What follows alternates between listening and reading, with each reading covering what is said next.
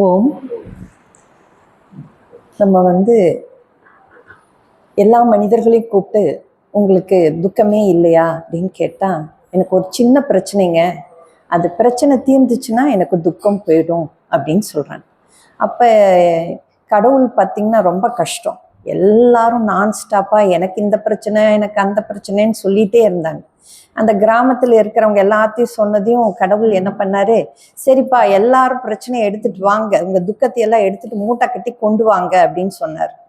எல்லாரும் மூட்டை கட்டி அவங்கவுங்க பிரச்சனையை ஒருத்தங்க இழுத்துட்டு வந்தாங்க, ஒருத்தங்க ரோலர் வச்சு தள்ளிட்டு வந்தாங்க, ஒருத்தங்க வண்டியில வச்சு வந்தாங்க, ஒருத்தங்க மட்டும் கையை வீசி நடந்து வந்தார். ஏன்பா உனக்கு பிரச்சனையே இல்லையான்னு எல்லாரும் ஓடி போய் அவனை கேட்டாங்க.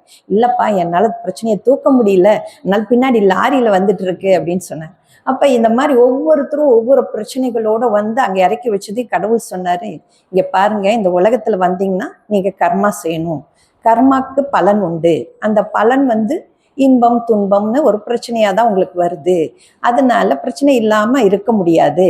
இப்ப நீங்க எல்லாரும் கொண்டாந்து வச்சுட்டீங்க, உங்களுக்கு எந்த பிரச்சனை பிடிச்சிருக்கோ அதை எடுத்துட்டு போங்க அப்படின்னதையும், நான் ஒரு 2 நிமிஷம் லைட்டை ஆஃப் பண்றேன், உங்களுக்கு எது பிடிக்குதோ அதெல்லாம் எடுத்துட்டு போய்க்கலாம் அப்படின்னு சொன்னார்.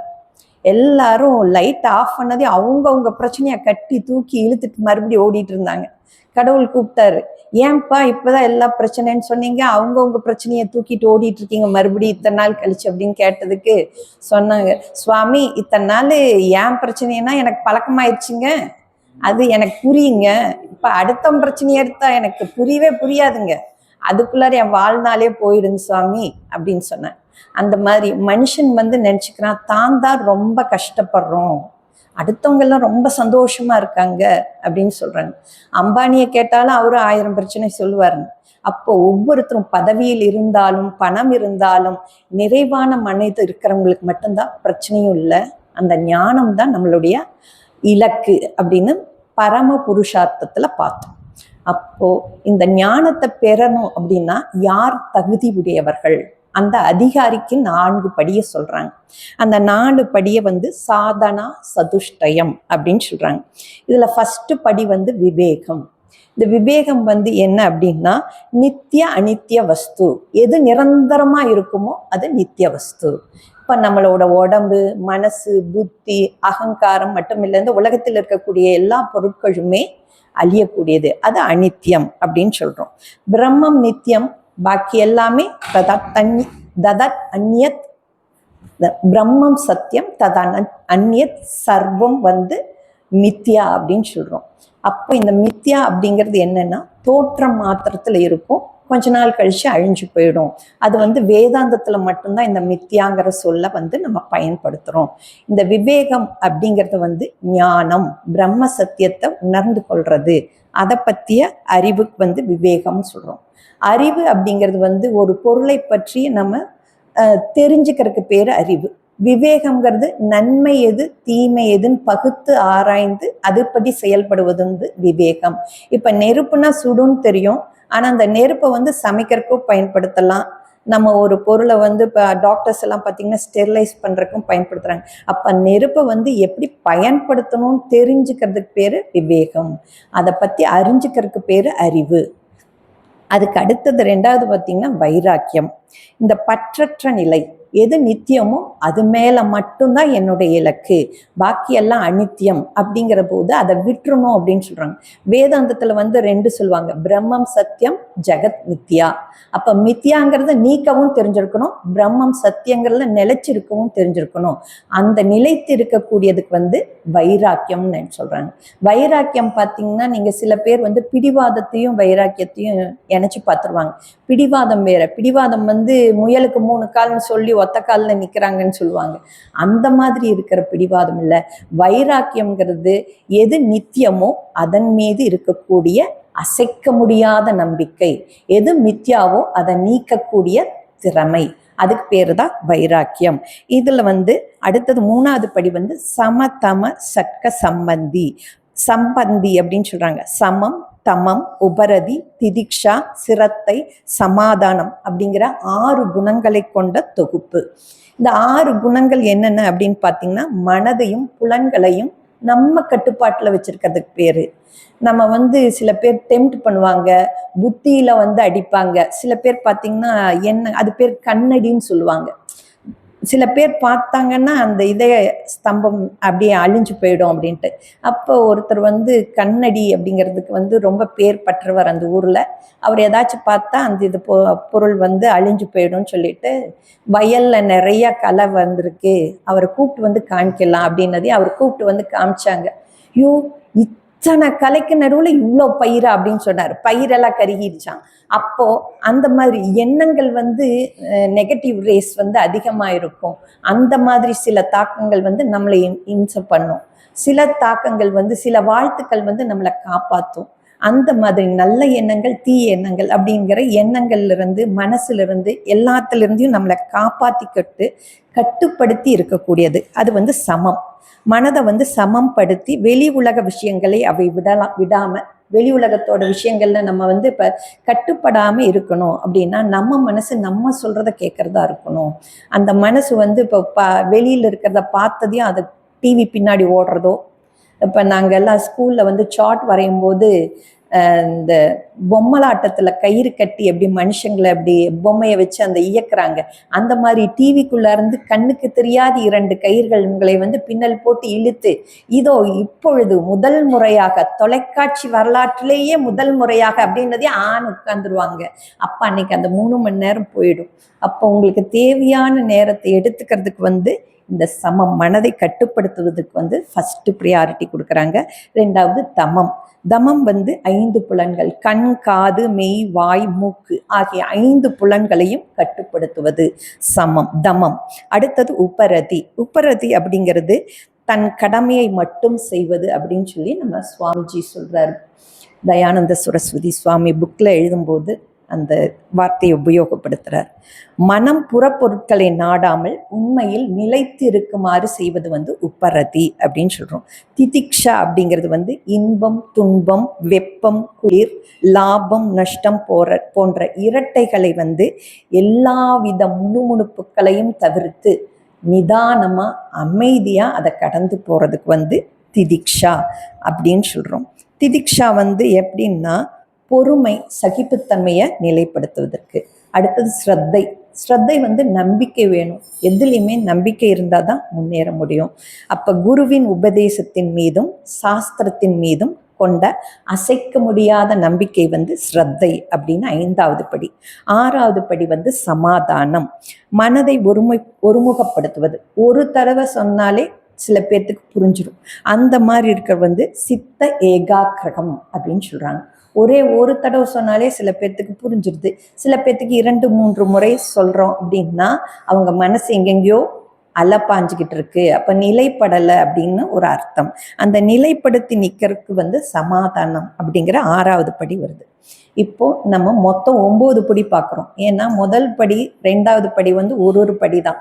இந்த 3வது படியில வந்து 6 உபப்படிகள் பார்க்குறோம். அடுத்தது வந்து முமுட்சுத்துவம் அப்படின்னு பார்க்குறோம். இந்த முமுட்சு யார் அப்படின்னா விடுதலை வேண்டி, எனக்கு விடுதலை மட்டும்தான் எனக்கு வேணும் அப்படின்னு சொல்லி ஒரு தீவிர தேடல் கொண்டவருக்கு வந்து முமுட்சு அப்படின்னு சொல்றாங்க. இந்த 9 படிகள் இருந்தாதான் அவங்கள வந்து நம்ம வந்து வேதாந்த வகுப்புக்கு தகுதி உடையவர்கள் அப்படின்னு சொல்றோம். இந்த வேதாந்த வகுப்பு வந்து எப்படி அப்படின்னு சொன்னா, இப்போ எல்கேஜி யூகேஜி இப்போ போறாங்கன்னா குழந்தைங்க, அவங்க வந்து ப்ரீகேஜியில் போய் விளையாடுறதுக்கு ஒருக்கா போயிட்டு வருவாங்க. அப்புறம் தான் எல்கேஜி யூகேஜி வருவாங்க. அப்பயும் எல்கேஜியில் வந்து அந்த குழந்தைங்க சொல்றது மழலையாக இருக்கும். ஆனால் நம்மளுக்கு கேட்கறதுக்கு சந்தோஷமா இருக்கும். ஆனால் சரியா சொல்லலேன்னு அந்த டீச்சருக்கு வருத்தம் இருக்கும். இப்போ நாங்கள் ஓரலெல்லாம் கேட்குறோம் அப்படின்னா 101 அப்படின்னு நாங்கள் சொல்லுவோம். அது அப்படி சொல்லாது. அந்த குழந்தை வந்து சொல்லுமா அப்படின்னா அண்டாடன் 1, அண்டாடன் 2 அப்படிங்க அண்டாடன் சொல்லும். அந்த ப்ரொனவுன்சியேஷன் வந்து அவங்க சரியா உச்சரிக்க தெரியல. ஏன்னா அந்த மழலையில அதுக்குனால சொல்ல தெரியல. அது அறியாமை. அந்த மாதிரி இந்த அறியாமை, நம்மளுடைய சம்சாரங்கிற அறியாமையிலிருந்து நம்மளை காப்பாற்றி விவேகத்தோட வாழணும் அப்படிங்கிறதுக்கு இந்த தகுதிகள் வந்து வேதாந்தத்தில் சொல்லியிருக்காங்க. இந்த ஞான கல்விக்கு வந்து அதிகாரி ஆகிறவங்க விவேகம்தான் முதல் படியாக வருது. இதில் வந்து சுருக்கமாக இன்னைக்கு பார்த்துட்டு விவேகத்தை விரிவாக அடுத்த வகுப்பில் பார்க்கலாம். நித்திய அனித்திய வஸ்து விவேகம் அப்படிங்கிறது என்றால் என்ன அப்படின்னா, நித்தியம் 3 காலத்திலையும் அழியாமல் இருப்பது தான் நித்தியம் அப்படின்னு சொல்றாங்க. நம்ம தமிழ்ல படிக்கும்போது இலக்கணத்துல இறந்த காலம், நிகழ்காலம், எதிர்காலம்னு பார்ப்போம். அப்புறம் வினைத்தொகையில ஊறுகாய் 3 காலத்திலையும் வருது. ஊறுன காய், ஊறுகின்ற காய், ஊறப்போகின்ற காய் அப்படின்னு சொல்லி பார்ப்போம். அந்த மாதிரி இந்த முக்காலத்திலையும் அழிக்க முடியாத ஒரு வஸ்து, சத்தியமா இருக்கக்கூடியது, 3 காலத்திலும் நிலைத்து இருக்கக்கூடியதான் நித்தியத்துவம். பாக்கி எல்லாமே அனித்தியம். அந்த ஒன்னே ஒண்ணுதான் நிலைச்சிருக்கு, ஆனா அதை பார்க்க முடியாது. பாக்கிய எல்லாத்தையுமே பார்க்குறோம் அப்படின்னா அதெல்லாம் அனித்தியம். பார்க்கக்கூடிய பொருள் எல்லாமே அனித்தியம். அப்ப அனித்தியம் அப்படிங்கிறதுக்கு என்ன டெஃபினிஷன் கொடுக்குறாங்கன்னா, உன்னால அனுபவிக்கப்படுவது, பார்க்கப்படுவது, புலன்களுக்கு புலப்படுகின்றது அப்படின்னா அதெல்லாமே அனித்தியம். புலப்படாத ஒரே ஒரு ஏக வஸ்து இருக்கு, அதுதான் நித்தியம் அப்படின்னு சொல்றாங்க. அடுத்தது ஆத்மா அனாத்மா விவேகம். ஆத்மா எது அப்படின்னு சொல்லி ஆத்மாவை பற்றிய வரையறை. சத் சித் ஆனந்தம், அதுதான் ஆத்மா. பாக்கியெல்லாம் அனாத்மா அப்படின்னு சொல்றோம். இந்த 2 மட்டும் இல்லை. அடுத்தது பார்த்தீங்கன்னா சத் அசத் விவேகம். சத் அப்படிங்கிறது சொன்ன மாதிரி 3 காலத்திலும் நிலைத்திருக்கக்கூடியது. அசத்துங்கிறது எந்த காலத்திலையும் தோற்றத்துக்கு மட்டும் இருக்கும், கொஞ்ச காலம் பயன்படும், அப்புறம் அழிஞ்சு போயிடும். அதெல்லாம் அசத்துன்னு சொல்றோம். இந்த விவேகம் எதுக்காக நம்ம கத்துக்கிறோம்? அந்த அதிகாரித்துவத்தினால என்ன பயன் அப்படின்னா, பற்று நீக்கும், வைராக்கியம் வரும், மன தெளிவு வரும்.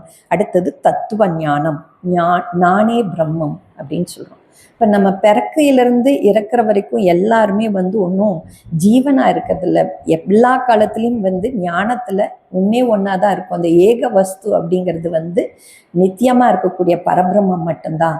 அது நம்மளுக்கு புரியலை அப்படிங்கிற போது வேதாந்த ஞானத்தை தேடி வர்றோம். அந்த வேதாந்த ஞானத்தை தேடி வர்றவங்களுக்கு அடிப்படையாக இருக்கக்கூடியது அதிகாரித்துவம். அந்த அதிகாரித்துவத்தில் ஃபஸ்ட்டு பார்ட் விவேகம். விவேகத்தில் மூணு பார்த்தோம். அதனுடைய விரிவான விளக்கத்தை அடுத்த வகுப்புல பார்க்கலாம். இந்த விவேகத்தினால என்ன கிடைச்சிரும் நம்மளுக்கு அப்படின்னா, ஜனகரோட வாழ்க்கையில அடிக்கடி நடக்கிறத சுவாமி கோட் பண்ணுவாங்க. ஜனகர் வேதாந்த வகுப்புல போயிட்டு இருந்தப்போ அவங்க சொன்னாங்களா, ஓடி சிப்பாய்கள் எல்லாம், மகாராஜா அவங்களுடைய அரண்மனை எரிந்து கொண்டு இருக்கிறது அப்படின்னாங்களா. அப்புறம் அப்படின்னாரா. அப்புறம் அதனால என்ன அப்படின்னாரா. ஏன்னா ரியாக்ஷன் மனசு உடனே ரியாக்ட் பண்ணும், அழிஞ்சிருச்சு அப்படிங்கிற போது. ஆனா உடனே அந்த ஃப்ராக்ஷன் ஆஃப் செகண்டே அவருக்கு அந்த வேதாந்த ஞானம் வந்ததையும் அவர் என்ன சொல்றாரு, அதனால் என்ன அப்படின்னு சொல்றாரு.